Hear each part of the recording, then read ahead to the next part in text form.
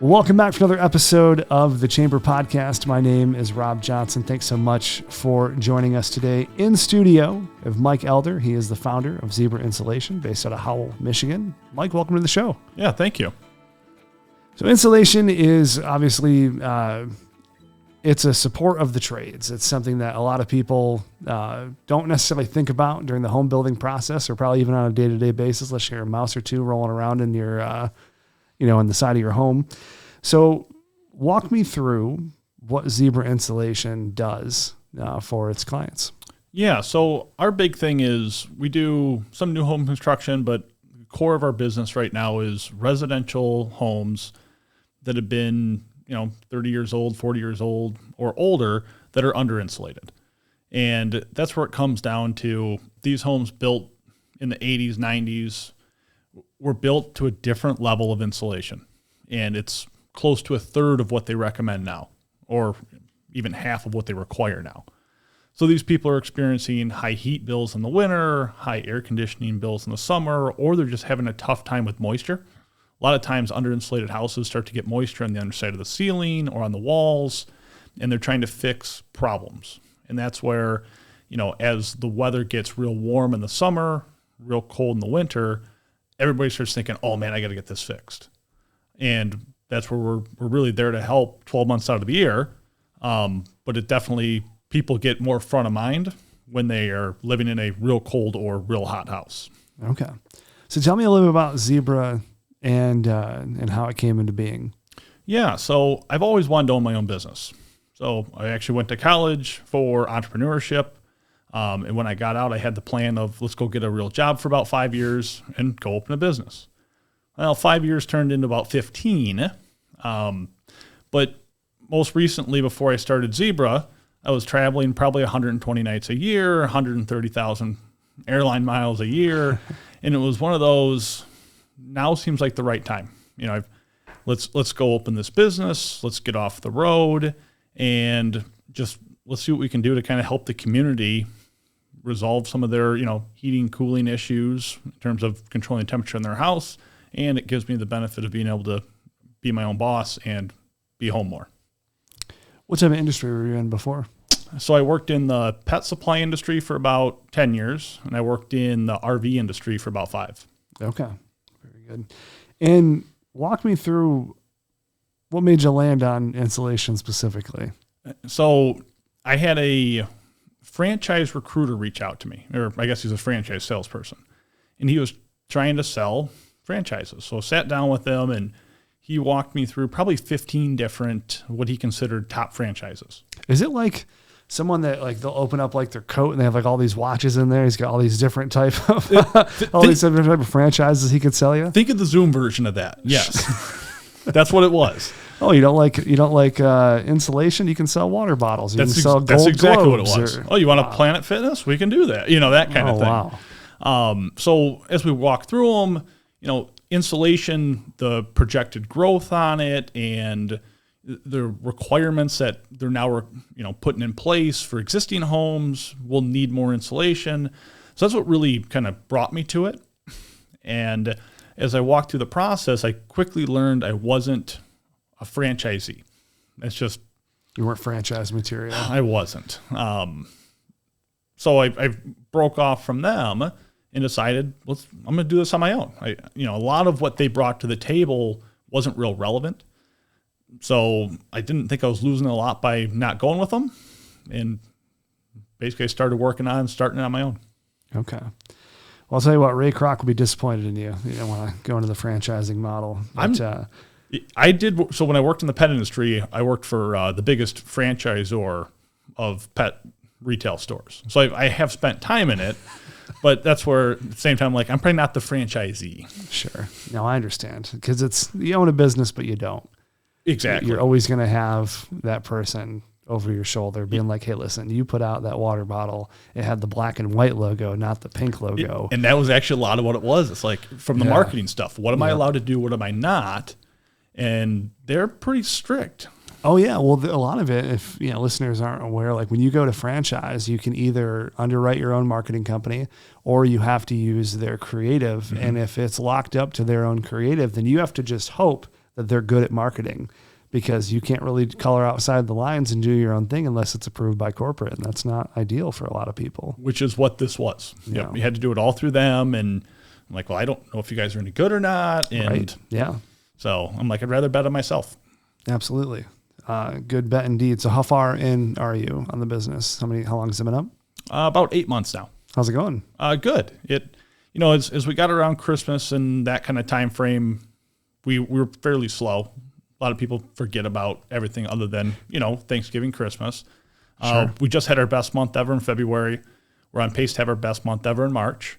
So it's definitely picking up.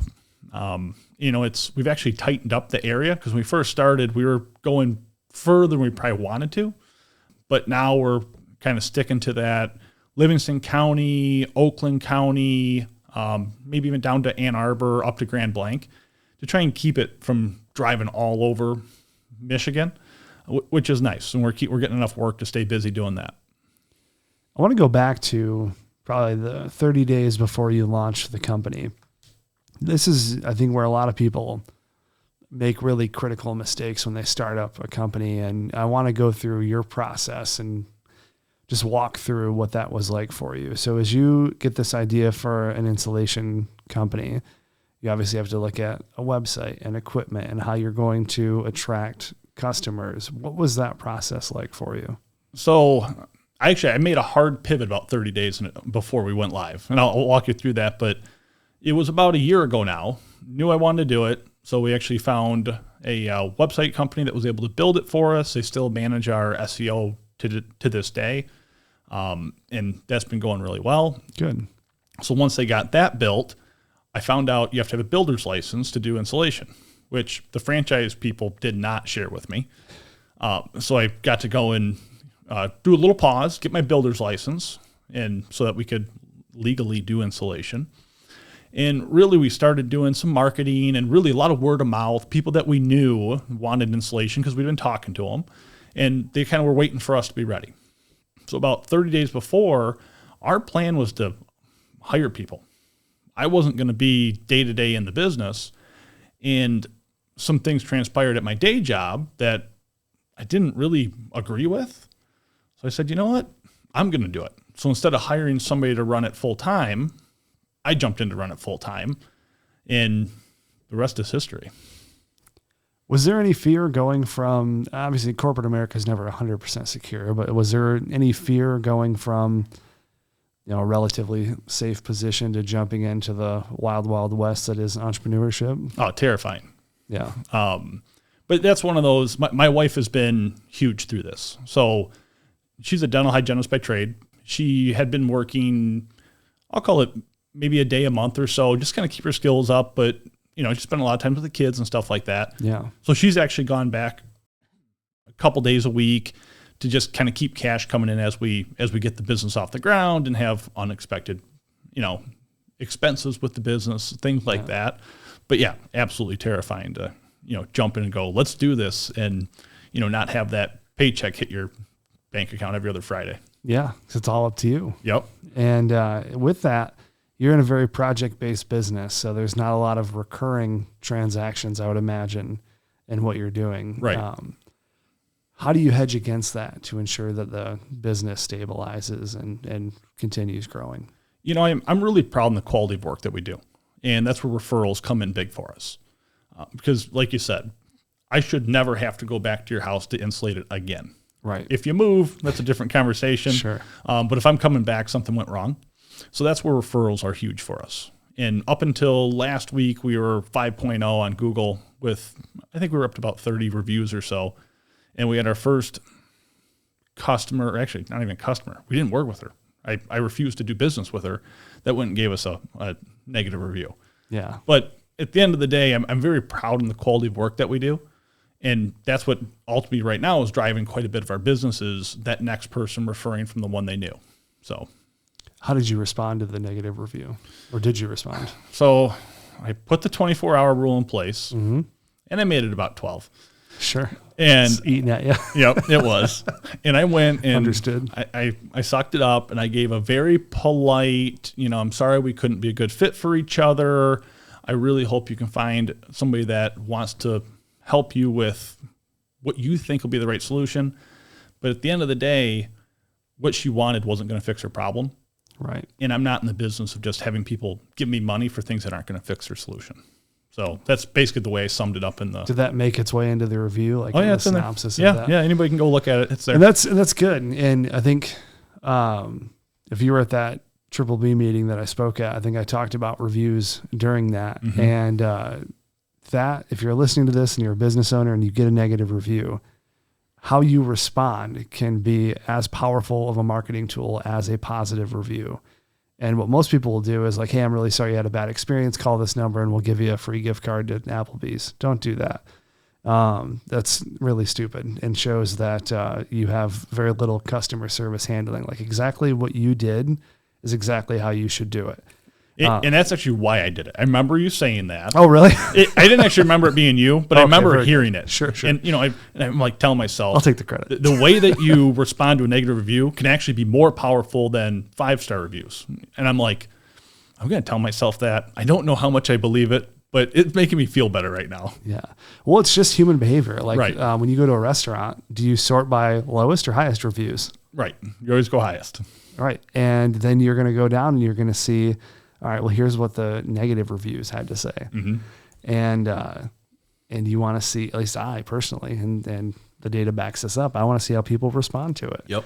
And if the owner was just like, no, you suck, you're a terrible person, I hate you, odds are that owner response is going to kill any further transaction from a prospective client. So super important. It was still frustrating. I'm still frustrated about it. Oh yeah, absolutely. And I had a client a long time ago. He's got probably at this point 400 reviews on Google. He's a roofing company. And he's like, I like the negative reviews. He's like, it keeps us honest. And he's like, I try and make every single thing right in my business, but he's like, no one bats 1,000, and it demonstrates that. And I was like, yeah, that's a very optimistic way of looking at it. As long as you're out there trying to solve your problems and we'll solve other people's even perceived problems, you're doing the right thing. Mm-hmm. So 8 months in, obviously we're going into what I would imagine is busier season for you, spring, summer, warmer weather, right? Actually, this is going into our slower time. Is it? Okay. Yeah, we're typically the industry is pretty busy from, let's call it mid-June until mid-March. I see. Starts to warm up. People get outside. They're no longer cold in their house. I see. And, they haven't started to get real warm from 100-degree or 90-degree days. That makes sense. This is typically our slower time. We also offer concrete leveling. So that's one that we can't do until the ground thaws. So we actually supplement a lot of that work right now. Well, we're probably 30 days from starting to do it. But that keeps us busy until insulation kicks back in. You had mentioned in the pre-show that there's like rebates or credits that people can get from insulation. Walk me through what that looks like. So with the rebates, there's two main kinds. One is through your utility company. One is actually through the IRS. So the utility company rebate, that is truly a check that will get sent to the homeowner, and it's your gas provider. So whether you're on DTE gas for parts of Milford, Ann Arbor, or Consumers Gas, which is most of the rest of the listening area here, it's anywhere between $125 and $175 is what we normally see go back to the homeowner. And there's minimum square footages that need to have insulation added, but I'd say 99% of attics qualify. Okay. And it's a nice little incentive. You get the work done. The contractor goes and submits the rebate for you just because they find it easier to train the contractors than tens of thousands of homeowners. Sure. And the check shows up in 4 to 6 weeks made out to, Mr. or Mrs. Smith or whoever owns the home. Okay. The other rebate is through the IRS. So that one is up to $1,200. And it's 30% of the material cost. So if we let's just use easy math here. If we put $1,000 worth of insulation in your attic, you would get a $300 tax credit. I see. So for that, you're going to end up waiting until you file your taxes the next year, but you're going to get that credit when you file them with the IRS. So the consumers DTE checks you get 4 to 6 weeks. The other one you end up waiting for. But they're both a couple of nice programs to help make it easier to get insulation. Okay. So on the subject of the insulation cost, one thing that you mentioned that was a little striking to me was, the standards for insulation compared to the 80s and 90s is quite a bit different than it is now. And seems like 2 to 3 times more required now than maybe 30, 40 years ago. How does the cost of the material factor into this? Like, and I'm a complete novice. I do marketing, not what you do. So explain it to me like it's, like I'm a first day on the job. You probably wouldn't even hire me actually. But are there different types of insulation? And I would imagine if there are, like, there's probably a platinum version compared to the bronze. We're just going to get this job done. Yep. Version. And that's where, your standard pink rollout, it's called bat insulation. Is it the one with the lion on it or the panther? Yep. Okay. There's different brands, but that's the one everybody thinks of. I guarantee people are going to be like, that guy just said lion. What an idiot. I know it's a panther. I'm sorry, everybody. But that's what goes and fills most wall cavities. It actually filled most attics. They still use it in attics. But that's kind of your entry-level product. Okay. That does okay, but it's not great. Your next step up for walls would be open cell spray foam. It's got about the same insulation value per inch as bat. The big difference is being spray foam, when you spray it in, it fills every nook and cranny, and really the entire wall cavity gets filled. Whereas with bat, you have some gaps and some spots where air's still going to move through. Sure. Stepping up from there is closed cell spray foam. The R value on that is about double either bat or open cell, and that is the premium product in the market. There's some things that go along with it. For example, if you're having it added to your existing home, there's some precautions you have to take in terms of making sure it's covered with some kind of fire barrier if it's exposed. But all in all, that is the premium product on the market. And that's what a lot of people are actually moving to. Michigan's one of the top states for closed cell spray foam in the country. Is it mainly just because there's a better insulation factor in terms of heating and cooling costs? Especially on existing homes. Okay. If, let's say somebody's doing a remodel. Well, we're doing one tomorrow. We're doing one Thursday where we're using closed cell spray foam. And a lot of the wall cavities from 80s, 90s were made with 2x4s. So you got 3.5 inches. Well, the best you're going to do with our value in terms of bat or even open cell is about R15. We can get up into the R22, R23s with closed cell spray foam. And just with the tighter area to work with, it's, if you're looking for that kind of top insulation for your house, it's what will get the job done for you. Okay. And from a longevity, for lack of a better term, standpoint, with the bat material, the roll, do you ever have to replace after a certain amount of time, or is it just basically with conditions? It's more with conditions, and I'll speak to attics here. So typically when we have to go in and replace insulation in an attic, it's due to animal infestation or it got wet and started to get moldy. It's typically not because it broke down. Okay. It's more of it got contaminated somehow, and we end up pulling it out for people and putting new in. Okay. Very good. And then what's the cost difference between open and closed? Is it double, or is it just... It's not quite double, but it's pretty close. Okay. And you said that's the most popular type that people are moving towards? It is. It creates a vapor barrier for you, so you don't have to have a separate one of those added. So there's a lot of advantages to it. The challenge is you have to have the walls exposed. It's not something you can pump into the walls. I see. So that's the main downside is, new construction. It's something that, people looking to really do a nice job in their house and they're going to live there for a long time. Absolutely, they should get it done. But at the end of the day, if it's an existing home, to put either kind of spray foam open or closed, you need to open the walls up, which that's where renovations, typically we recommend doing it when you're already doing a renovation. Okay. So 8 months in, what are you looking at for the next 2 years? Do you want to add employees? Do you want to keep it solo show? What is on the roadmap for the business? No, we have job postings out there right now. We're looking to bring additional installers on really as soon as we can find the right person. And, I'd like to get our Howell, Michigan branch up and going, probably add a couple more trucks. Okay. And then I would love to look at expanding. There was one point we were getting a lot of leads on kind of that Rochester, Sterling Heights area, which is just outside of our range. Sure. But I know the work is there, so I'd love to add a location in that direction over the next couple of years. Okay. But that's one where I want to get this one fully staffed and really kind of running, and then we can look to add additional locations. Okay. So on the last question I have for you, well, there's two questions really. I want to know why did you land on the name Zebra on the logo as it is right now? Yeah, so I was talking through the name. That's a big question, right? What name do you want to call this? And one of the people I was talking to said that the letter Z resonates with people better than others for some reason. Don't know if that's true or not, but it's a marketing thing. Yeah. It'll sell you anything. And when I heard that, I'm like, well, then if we do zebra, we can make the stripes instead of white and black, we can make them pink and black, because everybody thinks insulation's pink. It's not all pink, but that's the perception people have from walking down the Home Depot aisle. Oh, yeah. I'm like, so let's just do pink and black stripes, and that's really where the name came from. I love it. It's pink and it's itchy. If you fall into it. You can't miss our truck when we're going down the road, I'll tell you that. That's good.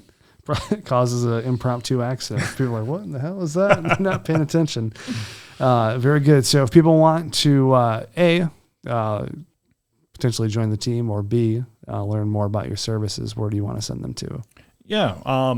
We've got our website is just www.zebrainsulation.com. We're on Facebook. We're on Nextdoor. And it's really, if they want to do it through Facebook or Nextdoor, just message us. If you want to do it through our website, we've got a form fill where people can fill out, and we'll give you a call or email you back. Or we've got a 1-800 number, which is 1-800-621-8492, that they can call, and it actually rings to multiple people so that if one of us is tied up, the other one can answer, and that we can try and take care of whatever concerns people have as quick as possible. I love it. And Johnny, I want to introduce a new segment of the show, and we'll see how long we can keep this going. But I want to give you a viral TikTok reel idea. Okay. And we want to do this for every business that comes in. You like this? I love that idea. All right. It's going to be a little weird when the funeral home comes back, but we'll figure it out. Bring them on. Bring them on. Yeah. So what I would do is I would have like an insulation challenge where you like insulate someone into a wall, and then they have to get out. And like the clock's ticking. I don't know if that's safe or not. It doesn't sound incredibly safe. We'll see how it goes. It's liability insurance for a reason. Yeah, right? that might crank up my liability insurance a little bit. Well, there you go. The first one's free. So we're going to need some waivers signed. I love it. Just give them like a giant straw that they can just breathe out of as they're trying to get out of it. It'll be fine. All right, very good. Well, Mike, I certainly appreciate you coming in today. Yep, absolutely. Appreciate you having me. Very good. And we'll make sure all of the information for your business is in the show notes for the podcast as well. Sounds good. Right, Thank you. Appreciate it. All right, everyone, that's going to wrap up this week's edition of the Chamber Podcast. I certainly appreciate all of you watching. We'll catch you next week. Take care.